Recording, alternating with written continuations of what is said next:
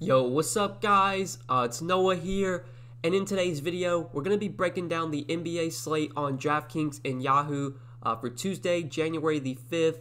Gonna cover the 5-game Tuesday slate. Before we do get started, I do want to give a quick announcement. So if you missed it yesterday, I went live for the first time ever. I did a live stream in the afternoon around 3:30 Eastern Time. Spent about an hour just answering all you guys' questions. For those of you that were able to tune in, I think we peaked at like 330 viewers or something, which is crazy for my first ever live stream. I'm probably going to go live for this slate as well. I'm not 100% sure because I do have some things to do tomorrow. I'm not sure what time I'll be back, but if I'm able to live stream tomorrow, it'll probably be around 4:30 Eastern Time. Be sure to check out, the channel. I'll post like a stream, like an upcoming stream. You'll see it in your subscription feed. If I do go live tomorrow, it will be around 4:30 Eastern Time. I would appreciate it if all you guys would tune in. If you ever have any questions about the slate, I'm gonna answer them in the live stream. I do plan on making that a regular thing, not 7 days a week. I don't know if I'm gonna do it every single day, but I do want to try and go live probably 3-4 times a week, if not more than that. And I want to try and go live this afternoon for this slate, so stay on the lookout for that. 5-game slate tonight. We'll break this down position by position like we always do. Just hit the like button, guys, before we get started. I appreciate the likes. Hit the subscribe button as well if you are new here. Click the notification bell so that way you do get notified every time I upload. You'll never miss out on any of my new videos. And if you do enjoy my videos, if they really help you out a lot, you want to get more content from me, you do want to see more that I have to offer, you can check out my Patreon, link down below in the description. I do have a lot of additional content over on Patreon, so if that is something that does interest you, you can check that out, link down below. But yeah, let's go ahead and break down Tuesday's 5-game slate. Pretty interesting one. Some big injury news we got before the slate started, before I started recording. Kevin Durant has been ruled out. He's gonna have to quarantine, so I believe he's gonna be out for the next 7 days. He's already been ruled out for this game, so that makes this slate very interesting. We'll talk about guys like Kyrie Irving, Karis LeVert. We'll talk about some potential value plays from Brooklyn as well. And then we do have LeBron questionable. LeBron's been questionable, it seems like, every game so far, and he's played, so I'm just going to keep assuming that LeBron plays, but that will be something worth watching as well. But let's go ahead and start off at point guard. So at the top here, we'll start off with the 3 guys, 9K and above. We got LeBron at 10,100. We got Damian Lillard at 9,800, and then we got Kyrie Irving at 9,300. So talking about LeBron first, if he plays, I think he's a fine option against Memphis. He's not like a core stud option for me on this slate because I do really like Kyrie Irving now that Kevin Durant has been ruled out. But LeBron is someone you can always look to. He is someone that you can always play, has such a high floor. Most nights you're going to get 40 to 45 DK points from LeBron at the worst. We know he has 55, 60-point upside. They did just play Memphis in their last game, and LeBron did have 54 DK points in 32 minutes, so pretty solid game from him overall. On this slate, I think I'd rather take the savings and play Kyrie Irving, but LeBron is definitely an option you could pay up for. Between him and Damian Lillard, I think I'd rather go with LeBron between those two guys, but right now, Kyrie Irving's my favorite pay-up option overall on this slate. He's 9,300 on Draftkings, and on Yahoo, you got Kyrie coming in at $45 over there, $1 less than Lillard, and then $5 less than LeBron. So with Kevin Durant already ruled out, it's going to make Kyrie Irving a clear play. Kyrie's just going to get all the usage. He should be a usage monster. No Dinwiddie as well, so the minutes are going to be there. He's going to play a ton of minutes. The only thing I guess that is a negative is that it is a less than ideal matchup against Utah. Utah plays pretty slow. They're a solid defensive team. They've kind of always been that way, just like the last 3 or 4 seasons. But with Kyrie getting just all the usage now, with Kevin Durant out, he is someone that I definitely want to try and pay up for on the slate. We don't have too big of a sample size this year with Kyrie playing on the floor without Kevin Durant, but I'm pretty sure his usage spikes a good amount with KD off the floor. If you take KD and Dinwiddie off the floor, I'm pretty sure he's got like really absurd numbers, but it's a really, really small sample size, only like 15 or 20 minutes. Either way, he's going to get more usage now with Kevin Durant out. He's only 9,300. It's not like they bumped him up to probably like 10K where he should be. At 9,300, there's still plenty of meat on the bone at this price point. So I really like Kyrie. He's my favorite pay-up option on the slate. Obviously, no Kevin Durant is huge for his upside overall. But then you have CJ McCollum at 8,400. CJ McCollum's been playing really well this year. Definitely has shown more upside than normal. Like last season, McCollum was a guy that would give you about 35, 40 points a night, but you rarely would see, 50, 60-point games from him. Well, this year, he's shown a lot of upside. He's got 3 games over 50 DK points. He's got 4 games over 40. I mean, he's been really, really solid. He's basically giving you a 35 to 40 point floor, and he's shown plenty of upside. I like the matchup against the Bulls. The Bulls are one of the fastest paced teams in the league so far this year. It is a very favorable spot. It should be a pretty fast paced game. Should be very high scoring. 8,400 is a good amount to pay for CJ McCollum. I think if I was going to play him, it would probably be over on Yahoo. He still feels a little bit too cheap over there at $36. When you compare that he is $2 less than Levine, he's or $3 less than Paul George. I guess if I was going to play McCollum, it would be on Yahoo, but 8,400 on DK. If I can find the salary, I think I would try and get up to Kyrie Irving. But like in the 7K range, I do really like Jamal Murray, 7,600. He's just been playing really well. It seems like, with no Michael Porter Jr., that's going to or have a pretty big impact on Jamal Murray's just overall numbers. The last 2 games that MPJ has missed, you've got 41 minutes and 36 minutes from Jamal Murray, 48 and 51 DraftKings points. Like with no MPJ, it's just clear that, the usage is going to be there for Jamal Murray. At least this offense as a whole, it's just going to run through Nikola Jokic and Jamal Murray. I really like Murray here at 7,600. It's a good matchup against Minnesota. It's one he just had a lot of success in the last time these teams played. His price came up, which obviously not ideal, but I still think he's a really good option at 7,600. And on Yahoo, I think that's where Jamal Murray looks really good. He just continues to be underpriced over there. I don't know why they don't bump up his price. He's only $28. He's cheaper than Dejounte Murray. He's only $2 more than Mike Conley. Like, definitely give me Jamal Murray at $28 on Yahoo. I think he is way too cheap over there. But I do also want to talk about D'Angelo Russell. So if you tune into the live stream, I gave some of my thoughts on D'Angelo Russell. This is a guy that has just completely burned me this season. Once Karl Anthony Towns got ruled out, I just played D'Angelo Russell basically every slate. Pretty much the last 3 games, I've been very heavy on him, and he's been pretty low owned on all 3 slates. He actually didn't do too bad last time out against Denver. Obviously, same matchup here. He had 40 DK points in 30 minutes, which is, not terrible, but still, I was so heavy on him that 40 DK points at 7,400 is not, great overall. But the price tag's still, coming down. It's almost like DraftKings they keep on baiting me in. They're lowering the price on Russell. Look, with no Karl Anthony Towns, the opportunity is going to be there. The usage is going to be there. I mean, it's 7,200. I still can't get away from D'Angelo Russell, man. I just want to keep rostering him. I feel like we're going to get that 50-point game at some point. I think he's a guy I will definitely have a lot of exposure to. Once again, hopefully he's going to be low owned once again as well. He's been low owned the last few slates. Since he had a somewhat decent game last time out, maybe he gets a little bit more ownership today. But I still really like D'Angelo Russell on both sites. On Yahoo, he's at shooting guard, and he looks really good over there. He's only $29. Definitely going to have a good amount of D'Angelo Russell once again. Probably going to hate myself once the night's over with, because every time I play D'Angelo Russell, it seems to never work out. But I know the day that I don't play him, that'll be the day he goes off. So I'm playing him today, which probably means he's going to suck again. But the usage is going to be there. He started at point guard last game. They took Rubio back to the bench, which I think is beneficial for Russell as well. So yeah, he's one of my favorite plays in that mid-range, along with Jamal Murray, who we talked about. I do like Kobe White against Portland. Good matchup, fast-paced game. Kobe White does feel a little bit too expensive, but the upside is definitely there in that spot. Against Portland, that's just going to be a game you want to have exposure to, the late-night hammer between the Bulls and Blazers. But Karis LeVert, we do need to talk about. So with no Kevin Durant, with Spencer Dinwiddie obviously out for the season, especially in this game tonight, the offense is just going to run through Kyrie Irving and Karis LeVert. I do still expect LeVert to come off the bench, but I think he's just going to get a ton of usage off the bench. And at 6,600, I don't mind paying this price tag for him now that Kevin Durant is out. I do like him a lot on DraftKings, and I don't mind him on Yahoo either. He is $26 over there, which is a pretty reasonable price tag. I will for sure have exposure to LeVert on Yahoo. But on DK at 6,600, I don't know if he's going to see a ton of ownership today, just because, it's not like he's that cheap. I mean, if he was like 5,900, 6K, I think he would be really popular. But at 6,600, he's still somewhat expensive. He's still going to have to put up, over 40 DK points to be like a good play at this price tag. But I think he does have over 40-point upside with Durant now out. Going to get all the usage off the bench. He'll get plenty of time on the floor with Kyrie Irving off. Kyrie Irving will be resting on the bench when, LeVert will get some time. I do expect these guys to play alongside each other a good amount as well, though. I expect LeVert to be in the closing lineup. The minutes should be there, even if he does come off the bench. Obviously, the matchup against the Jazz is not ideal, but I just think, with no Kevin Durant, no Dinwiddie, who's done for the season, it's going to be Kyrie Irving and Karis LeVert running the show tonight for the Nets. So I like both guys a good amount. I think you can definitely play both guys together. I don't have any problems with that at all.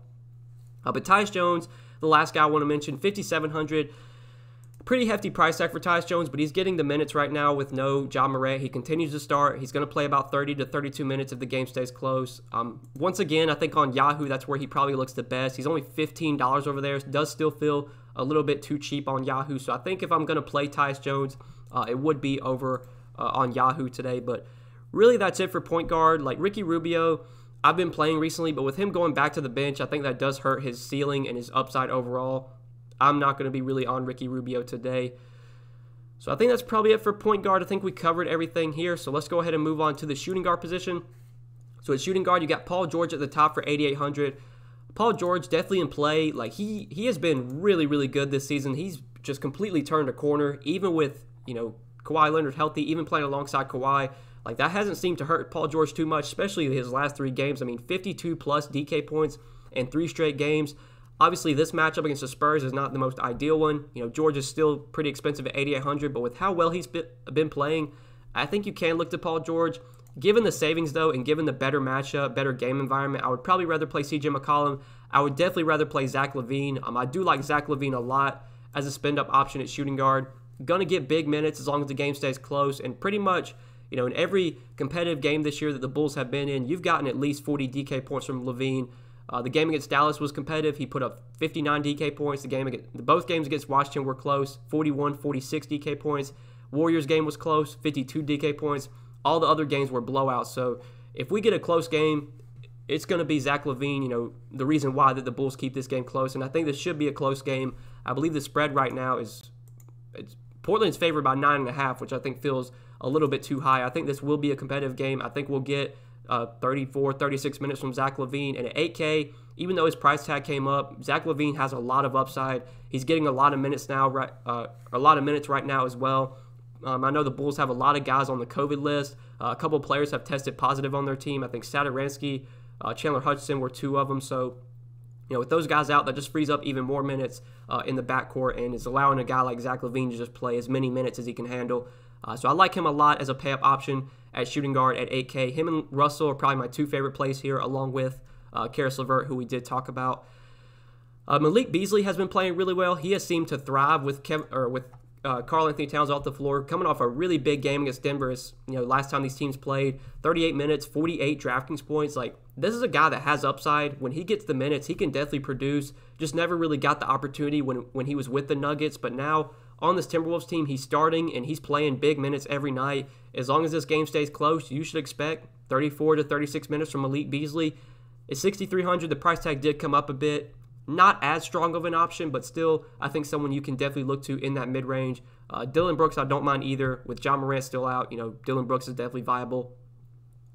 Will Barton, I don't mind him with MPJ still out. He only got 22 minutes last game, which was kind of weird because he did come off to a really hot start. He played really well. Had 29 DK points in 22 minutes. It's weird to see him only play 22 minutes after playing 36 the game before that. But with no MPJ, he's going to start. I would expect pretty big minutes if the game stays close. But, I guess that's no guarantee that given that he only played 22 last game. But it is a favorable matchup against Minnesota. I don't mind Will Barton at 5,700, but would probably try and get up to like Brooks or Beasley if I can. But yeah, I think that's probably it for shooting guard. Like, really no cheap plays stand out to me here. I mean, Jarrett Culver had a big game last game in 28 minutes, had 33 DK points. But I don't think this is a guy that we can really trust, especially with the price coming up to 4,400. Probably other ways that I would rather go on the slate. So yeah, I think we covered shooting guard. So let's go ahead and move on to the small forward position. So talking about Kawhi Leonard here at 9,100. Look, I just haven't been playing Kawhi this year. Like, I don't think I've played him at all. Or at least I think I did play him on the last slate just because we had so much value. It was the slate where we had all that. It was all the Mavs value where we had like Brunson, all these cheap plays. I was able to pay it for Kawhi in some lineups on that slate, and obviously it did not work out. Only 30 DK points in 34 minutes.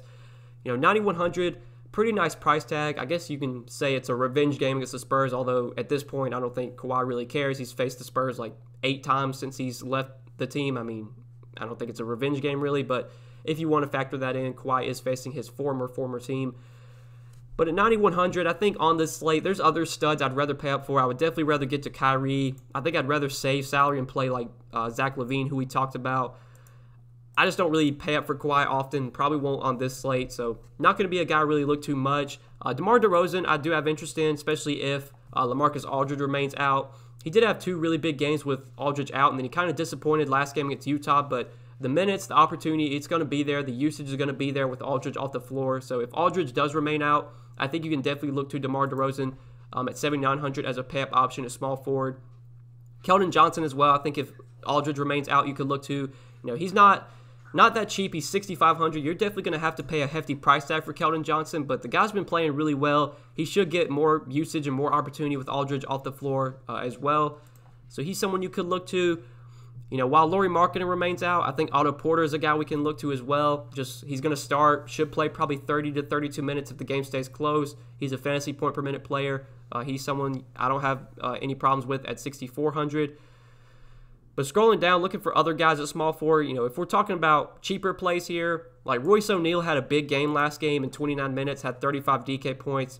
I don't want to chase that, though. Like, Royce O'Neal is just not a very productive player on a point-per-minute basis. His price tag came up as well. Like, I'll let other people chase that. I'm not really going to be on Royce O'Neal today. If I was going to play him, it would probably be on Yahoo. He's really cheap over there, I think. Yeah, he's $11 at power forward, so I think Royce O'Neal's fine to play on Yahoo. But on DK, I don't really have much interest at 4,800. I think that's just a little bit too expensive for me. I mean, really, there's not a ton of great value at small forward. But once we do get below 4K, I think there's 2 guys I want to talk about. So with no Kevin Durant, I think TLC does benefit a little bit. He's only 3,700. He has been starting recently. I would assume he continues to start here. He'll just have the opportunity to get more shots up with Durant off the floor. Obviously, Durant is an incredibly high usage player, so getting him off the floor, Kyrie Irving should be the biggest beneficiary. But you'll see guys like TLC pick up more usage, pick up more opportunity. And at 3,700, probably should get a few more minutes as well with no Durant. I don't mind him as a cheaper option if you want to pay down at small forward, but I do really like Taurean Prince. He's only 3,300. I think he's probably the better punt play overall. I am expecting him to start in place of Kevin Durant, but that's no guarantee. That will be something we need to monitor. Luckily, this is the first game on the slate, so we'll have the Nets starting lineup before lock. But assuming Prince does start, I think at 3,300 on DK, minimum salary on Yahoo, he does look like a really solid value play. Now, by no means is Prince a lock to hit value because we had this scenario earlier this year. It was against Memphis when Kevin Durant and Kyrie Irving were both out. We did see Taurean Prince get the start in that game, and he still only played 19 minutes. He was productive, though, had 17 DK points in only 19 minutes. I mean, he could start here and play 18 to 20 minutes, and I would not be surprised. He could start and play 28 to 30 minutes. I think his range of outcomes is pretty wide, but at 3,300, I'm willing to take a shot on him at the minimum salary price tag. I mean, at this price point, even if he gets like 18 DK points in 18 minutes, he's still not going to completely tank your lineups. Obviously, we want more than that in tournaments, but I think there's definitely opportunities for him to get more minutes. It's really just going to depend on how he plays, I think. At 3,300, assuming he does start for Kevin Durant, I do like Taurean Prince as a cheap, punt option at small forward or power forward. You can play him at both positions.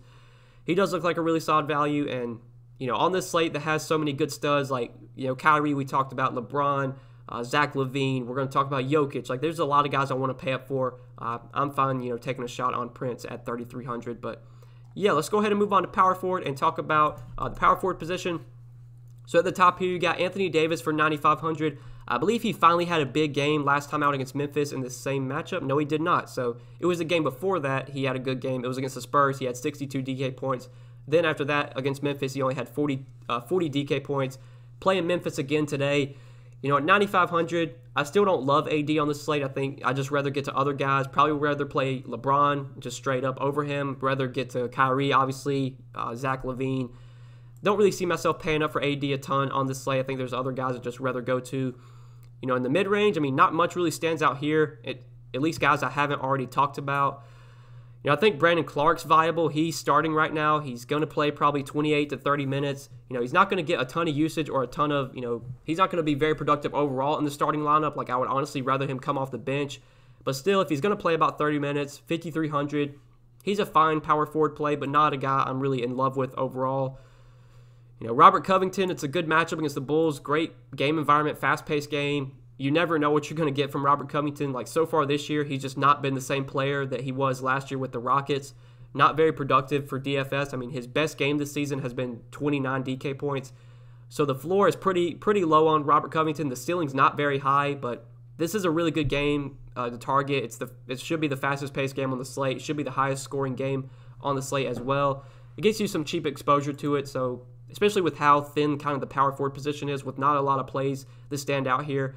I don't mind Covington at 5,100, but that's probably it for me at power forward. Like Thaddeus Young, I've been playing recently without marking him, but he's just not getting the minutes that I would like to see. I mean, I think he got 28 last game, which is nice, but he still wasn't very productive. Like, he just hasn't been productive lately. I'm sure that, if I don't play him today, that'll be the time he goes off. But I can't go to Thaddeus Young. I think there's just other guys I'd rather target on the slate. I guess Carmelo's not the worst value at 4,400. He's going to play about 26 to 28 minutes off the bench. Kind of similar to Robert Covington. You don't really know what you're going to get from Carmelo, but he's cheap. 4,400 gets you some cheap exposure to this fast-paced game. Another value play I guess you could look to, but obviously not someone I'm very confident in. I mean, Juancho Hernan-Gomez, he did slide into the starting lineup for Minnesota last game. He played 25 minutes or 26 minutes, still only had 15 DK points. I mean, he's 3,400, so if he starts again, if you're going to get like 24, 26 minutes from Juancho at 3,400, again, a guy you could look to as a punt option, but I feel a little bit better about Taurean Prince overall. But yeah, I think that's probably it for power forwards. So let's talk about center now, hit on the center position real quick before we do end the video. So at the top of the center position, I really like Nikola Jokic at the top. I think he's one of the better pay-up options overall on the slate, along with Kyrie Irving. It's just a lot to pay for Jokic. I mean, 10,800 is a pretty hefty price tag, but he definitely deserves it, man. He's been playing so well this year. He only had 53 DK points in his last game, but that was just a weird game. He got into some early foul trouble. He still did play 32 minutes, but he would have played way more if he wasn't in foul trouble. Normally, we're going to get like 34 to 36 minutes from Jokic as long as the game stays close and he's not in foul trouble. But great matchup here against the Timberwolves. No Karl-Anthony Towns, so it's going to be a combination of Naz Reid and Ed Davis guarding Nikola Jokic, and both those guys literally stand no chance against him. So Jokic is a great pay-up option. If you want to go to him, by all means, go ahead. I think, given the savings, I would rather play Kyrie Irving, but if I can find a way to get Irving and Jokic into lineups together, I will for sure be trying to do so.